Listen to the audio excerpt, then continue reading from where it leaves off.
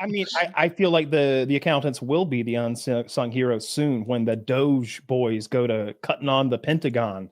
They said again they're looking for $2 trillion to cut out of the budget, which is insanity mode. But what I like is they're getting this bipartisan sort of support because guys like Fetterman and guys like Sanders are like, hey, you're cutting the budget, huh?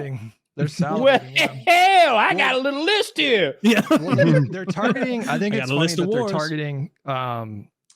What's his name? Vivek and Elon are targeting the administrative state, the staffing. But even if you fired literally every federal worker in the entire government, I think that would represent something like 2 to 5% of our entire federal bureaucracy budget. So, yeah, if they're going to cut $2 trillion, it's hard to imagine that doesn't come from the Pentagon, Medicare, and Medicaid. Those are our three biggest sources of spending in the federal budget. The Pentagon, those are the guys who, like, every 9 years or so, the Pentagon is like up for financial review, and they're like, guys, I know we promised last time, and I am so super sorry about it. We lost $1.1 trillion. I'm sorry. How much do they get each year? It's like $900 billion though. Has it gotten up? Do you know how many times the Pentagon has been audited? We get way too much from that. They were audited, or weren't they slated to have an audit on September 12th, 2001? So, I believe the Pentagon has only been audited 7 times ever, and they have never passed an audit. No, because it's a corrupt organization. So it'd be good to go in there and start cutting.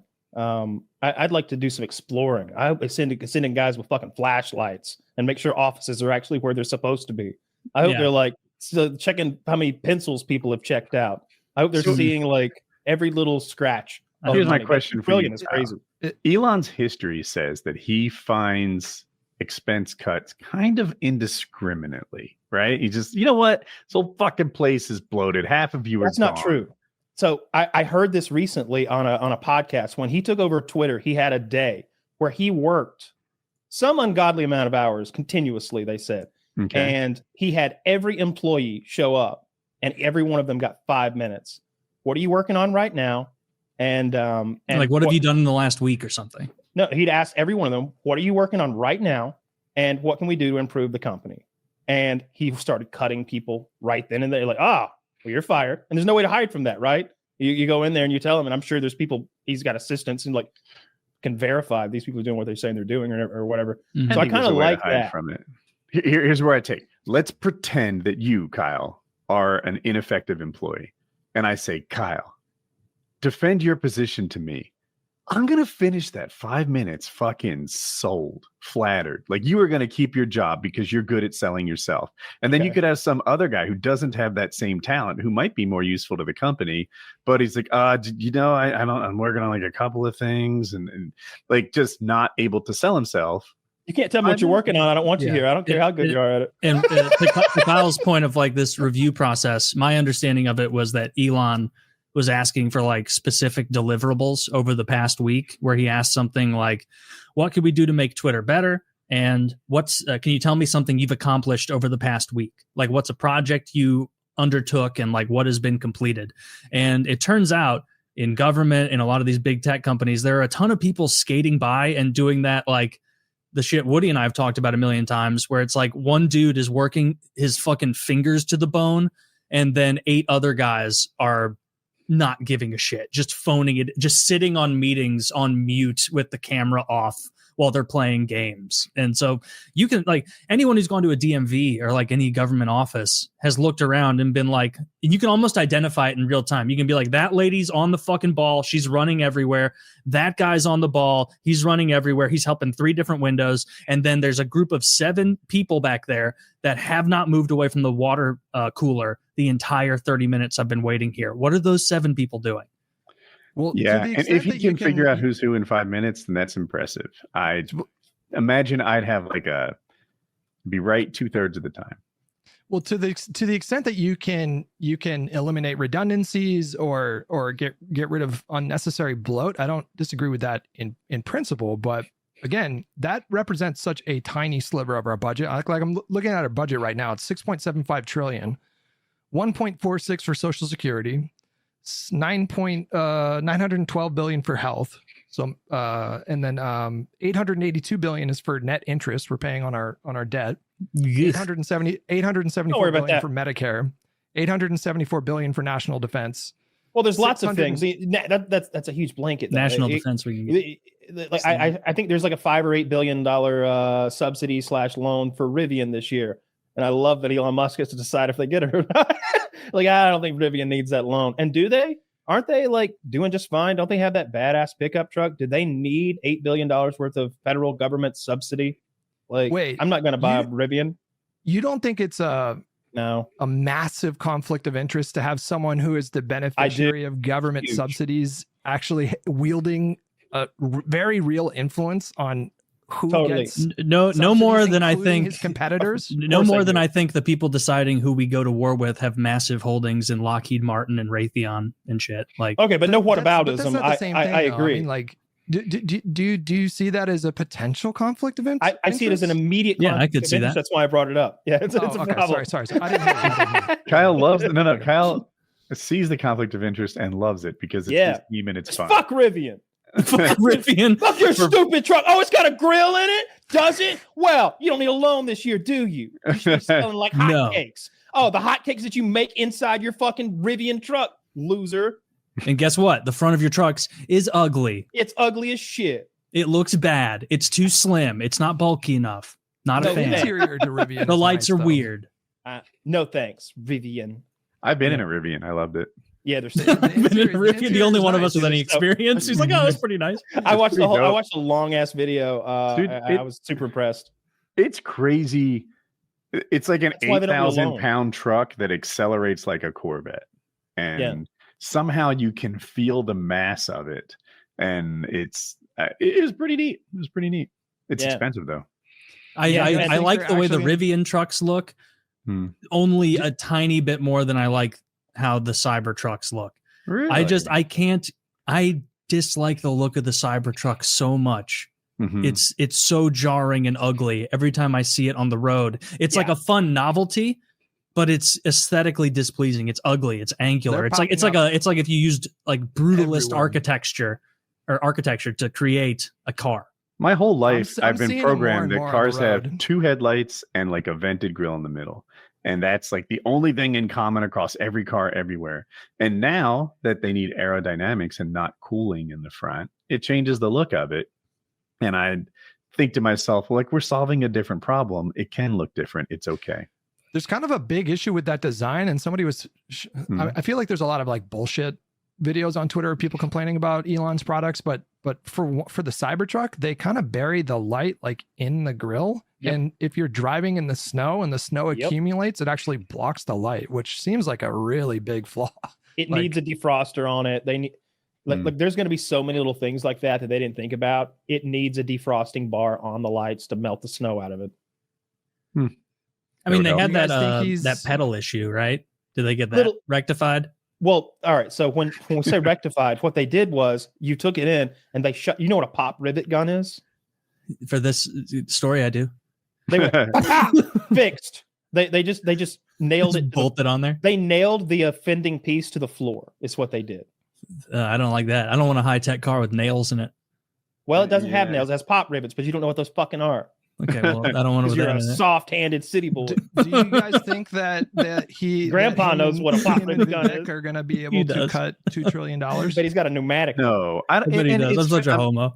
As soon as I hear that number, Hutch, I say super smoocher. I'm like, you know what? They say 2 trillion. They don't really mean 2 trillion. They're just saying that for effect. What they really mean is 2 billion.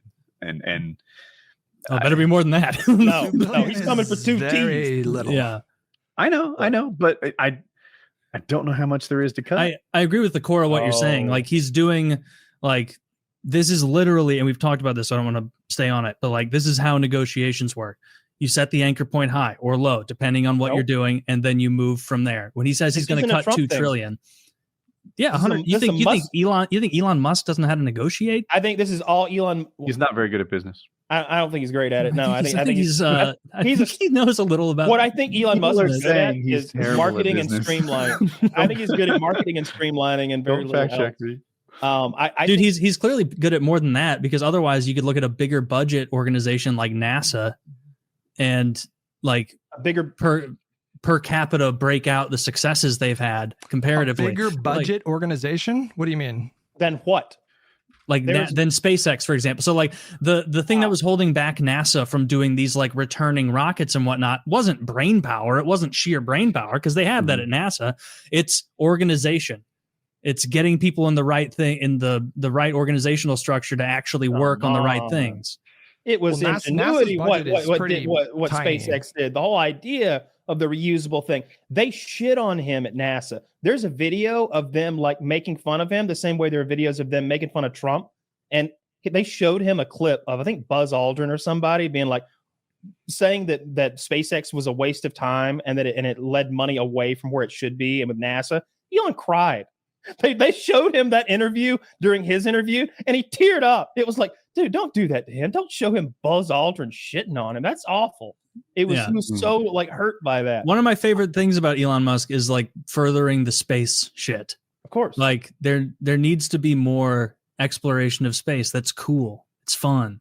Like I used to like be strongly on the team of like, let's explore all the oceans because that's cooler to me intrinsic. Like I'd rather know what's happening in the deep than like what's happening way out in space because it's closer to us. But we're not going to get the ocean exploration thing unless he becomes autistic for the sea, which I don't anticipate. And so I'm just going to enjoy the new frontier of the space. Well, my problem with SpaceX is he's not exploring, right? It's NASA who does the exploration. Elon Musk's flights are so low, they're basically airplanes. And NASA is going to Jupiter and Mars and Pluto and beyond the solar system. NASA is doing real science. Elon Musk is delivering payloads to low Earth orbit. And he's over-promising when it comes to like Mars colonization, for example. That would be a multi-trillion-dollar project. So you got to find funding for that. And this is what Neil deGrasse Tyson said the other day, got him into some hot water. But he's right. Like you need to find like $5 trillion, and who's going to invest in that? What is the return on that investment? Nothing. So like, I don't know if we're going to see this great colonization of Mars anytime soon. I watched that clip of Neil deGrasse Tyson as well. And it's like, I was shocked to see someone who's supposed to be like a scientist so disinterested in like trying to further a lot of this stuff and turning it into numbers of like immediate ROI. It's like, what are you talking about? What was the immediate ROI on making Pluto not a planet? Why'd you spend so much time on that? What was the immediate ROI on that, Neil? It's just practical considerations, though. Like, how do you get around that? Like, who is going to fund this great colonization project on Mars? Elon's rich, but he cannot fund that. No, he can't fund that. And so, like, I'm not that invested in the colonization of Mars immediately. It doesn't seem like that's even feasible or possible. Mars seems like a total shithole. But it's cool to see someone trying to get us further up there. And I mean, in the furtherance of getting more stuff into space for more exploration, it seems as though these reusable rockets are incredibly useful. No, that shit is fucking cool. Like I said, it's like 20 times cheaper or something like that. It's way, maybe 60 times it was the number. It was crazy how much cheaper. And just to be clear, they're working together. Like the plan, I know we joke about the moon mission and how it gets put off 5 years, every year. But the plan is that Blue Origin is going to build part of the lander, and that Musk with SpaceX is going to build part of the lander, and NASA is going to fly it. Like it's a group effort for whatever moon or Mars or manned exploration big projects are going to be done. But besides that, SpaceX also contracts with like other countries as well, right? It's not just NASA. Like I feel like they do contracted work for China as well. Yeah, they anything if you want a satellite up there, the cheapest way to get it done is Musk. Yeah, are there any other countries like kicking our ass in the space not even race close right now? I wouldn't think there's anyone even in the vicinity of us. China's constantly launching more stuff. I think Japan is the one that had that. Is it called Hayabusa or something? They're the ones who sent the probe out to the asteroid. And then they landed on the asteroid, grabbed a sample, took off from the asteroid, shot the sample back to Earth, and now it's currently flying to a different asteroid to do the same shit. And we got all these little and not when it landed, it took pictures. So like it landed for a split second. You believe those pictures? Fool. It lands, idiot. And it grabs a bunch of it fills its pockets, it takes a bunch of pictures, and then it jumps back off and like headed to a new thing. And they've got those samples back and they've tested them, and it's interesting. Like this is from space. This is totally not from my yard. Yeah, we're not getting tricked the way we tricked Denmark. Get owned, Denmark. Do you remember that? I do remember that. No, I know somebody who tested one of the samples. Maybe it was the Netherlands or some country like that where we went over there and we're like, Netherlands, we love you guys so much. Here's a piece of the moon. And they're like, oh, that is so cool of you. Thank you so much. And then like years later, someone in the Netherlands researched it and is like, we have been hoodwinked. This is petrified wood. Yeah, we literally tricked the country with petrified wood.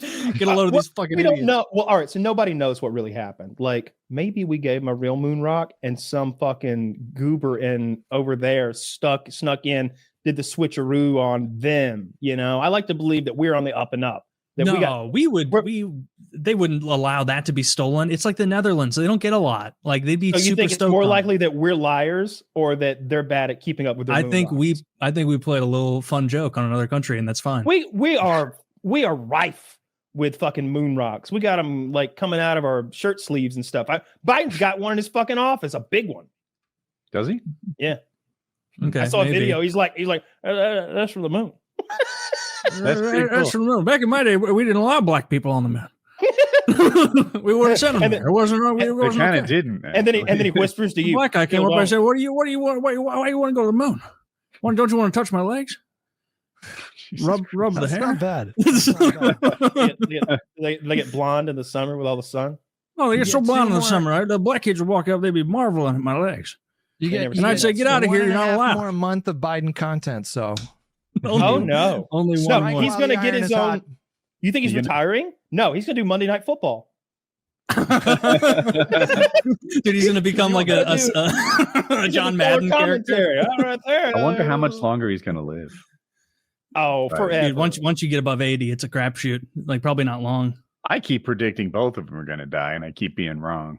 Has Jimmy Carter even died yet? No, that's another one I'm wrong about. They haven't told him yet. They haven't told him about the election. This guy has been on hospice for like 2 years. Like, hospice is usually when they bring you into like, okay, the end is nigh. Yeah, and that one picture of him came out recently too, or it was like, not good. Dude, that was fucked up with them. His family from Fallout. That was fucked up with his family taking that picture. Yeah. Yeah, that was rude. And also, like, I don't know if you heard this, Hutch. Seems like you have. He apparently, for over a year now, like a year and a half, is totally incapable of any form of communication. Like even like blinking and moving. Like he's been nonverbal for years. He like isn't giving like indicators back that he's understanding. Like he's like totally non-responsive at this point. Who cares? Which is like one of the scarier ways to imagine dying almost.